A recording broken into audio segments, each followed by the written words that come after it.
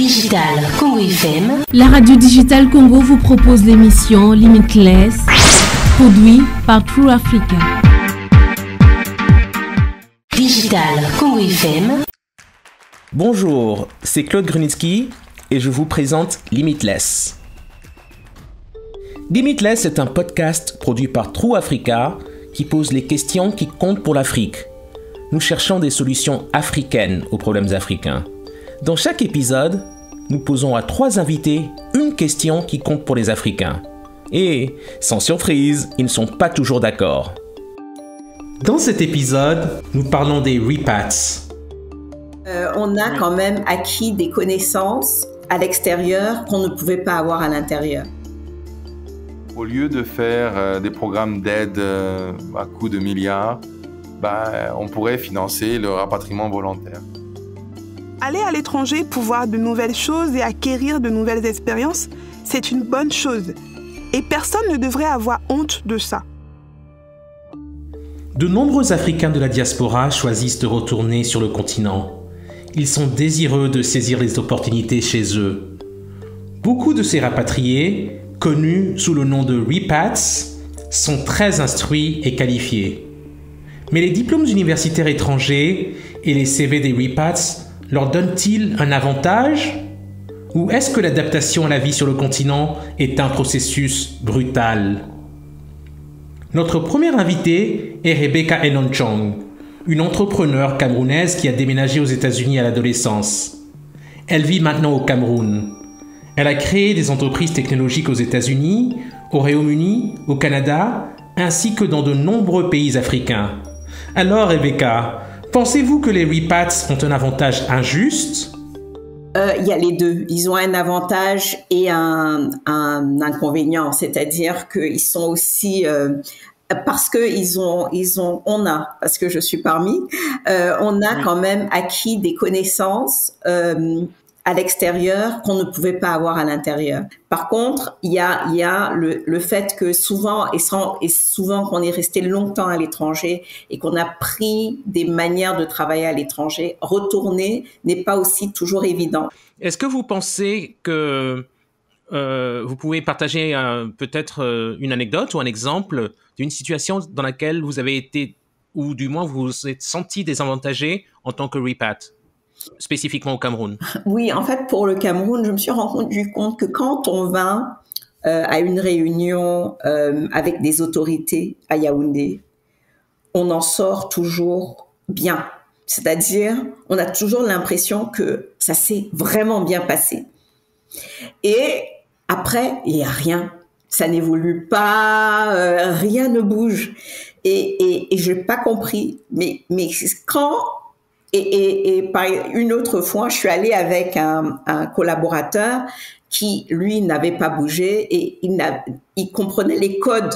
C'est-à-dire ce que moi j'avais compris parce que, et surtout ayant évolué aux États-Unis où quand on veut dire A, on dit A, il y avait des codes. Et donc, ce que nous, on a compris, ce que moi, j'avais compris d'abord, le collègue qui était avec moi, il dit que non, mais c'est pas du tout ce qu'il voulait dire.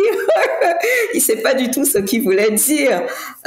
Donc, je pense qu'il y a vraiment, c'est important d'avoir dans son équipe des personnes qui n'ont pas bougé, qui gardent un esprit ouvert. Mais je pense que il faut réussir à travailler ensemble. Parce qu'on n'est pas un avantage vraiment en ayant évolué à l'étranger. Et puis parfois, je pense qu'aussi, on se frustre très vite. Quand on a évolué à l'étranger et on rentre, on se frustre très vite parce qu'on voudrait que les choses bougent à la vitesse où on a l'habitude et ce n'est pas souvent le cas. Et donc, je vois 3 cas dans les repats souvent, c'est que soit... ils abandonnent. Après 2 ou 3 ans, j'ai plein d'amis qui sont rentrés, qui ont vraiment essayé et puis qui en pouvaient plus, qui sont rentrés. Et puis, il y a une deuxième catégorie qui rentre carrément dans le système. Donc, ils redeviennent exactement ce qu'ils ont laissé donc n'apportent pas une plus-value vu que s'adapte un peu trop, je vais dire, au système. Puis il y a une 3e catégorie qui souffre, mais qui essaye d'apporter justement, de faire la différence et d'apporter de faire un lien entre ce qu'ils ont appris à l'étranger et essayer d'améliorer l'environnement, bien que ce soit extrêmement difficile de le faire, et de continuer à contribuer donc au développement du pays, tout en restant justement en apportant cette plus-value. Mon prochain invité est Gabriel Curtis. Il était ministre des Partenariats publics-privés en Guinée jusqu'au coup d'État militaire en 2021. Il a en fait vécu aux États-Unis avant de revenir travailler au sein du gouvernement guinéen. Voici notre conversation. Alors, est-ce que vous pensez que ce rapatriement volontaire est une opportunité pour l'Afrique ? Je pense que c'est une grande opportunité pour l'Afrique. C'est quelque chose qui est à encourager. Je pense que au lieu de faire des programmes d'aide à coût de milliards, on pourrait financer le rapatriement volontaire. Parce que souvent, ceux qui veulent revenir sur le continent sont butés à certaines difficultés, et quelquefois des difficultés d'ordre matériel. Et je salue les initiatives qu'il y a dans certains pays comme le Rwanda, qui en a fait un modèle de développement. Et grâce à cela, beaucoup de Rwandais de la diaspora ont choisi le chemin du retour. Et on le voit avec le dynamisme qu'il y a là-bas.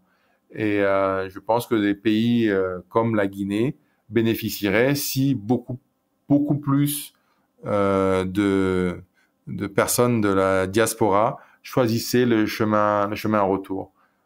Parce que cela créerait encore une plus grande dynamique, notamment au niveau du développement économique, des idées, des façons de faire les choses et d'amélioration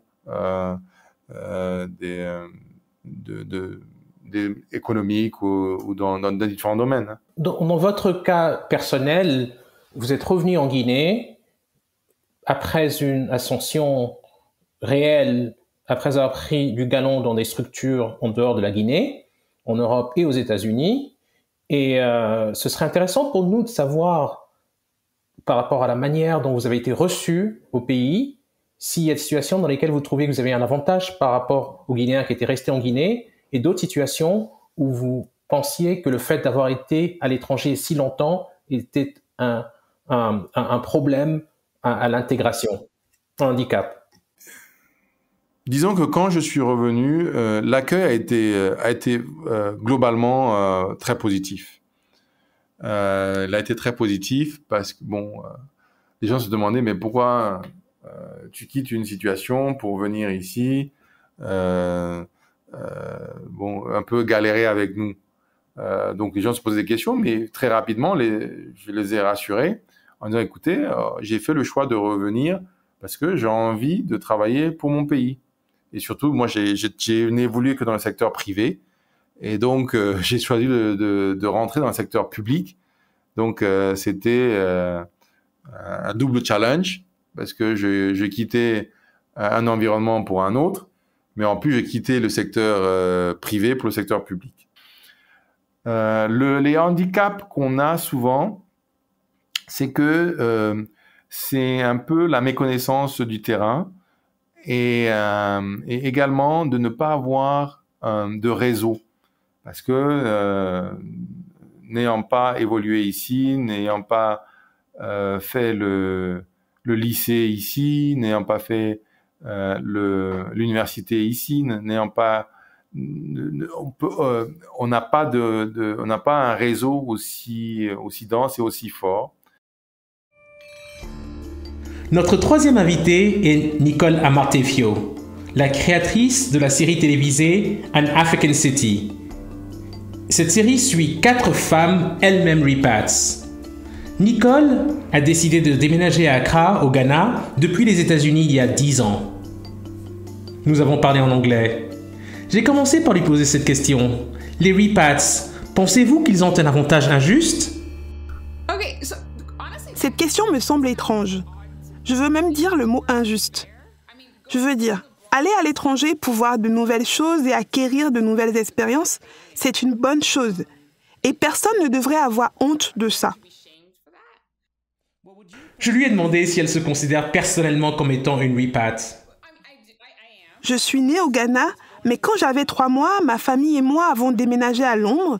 Et puis quand j'avais 5 ou 6 ans, nous avons déménagé à New York et je suis maintenant revenue au Ghana en 2012. Donc, je suis de retour depuis environ 10 ans et oui, je me considère comme une repat. Et Nkrumah était un repat aussi, donc je suis plutôt en bonne compagnie.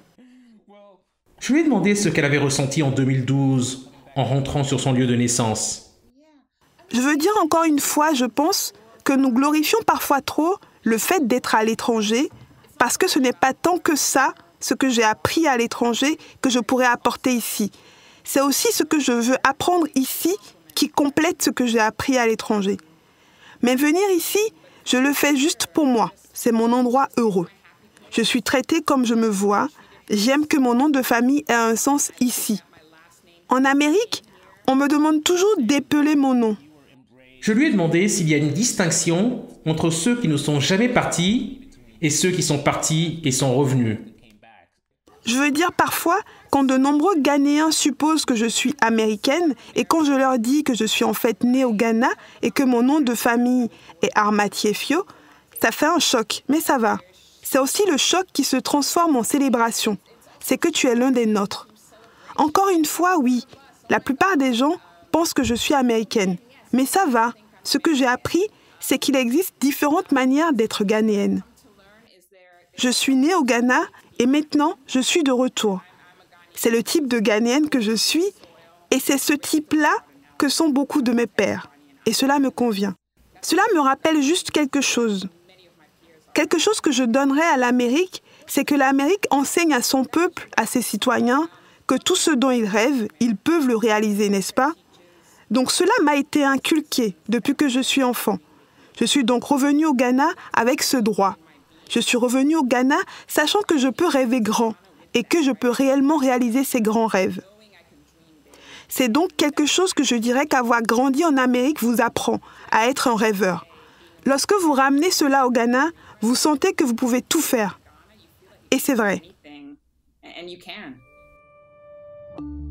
J'ai aimé échanger avec 3 types de repats tellement différents.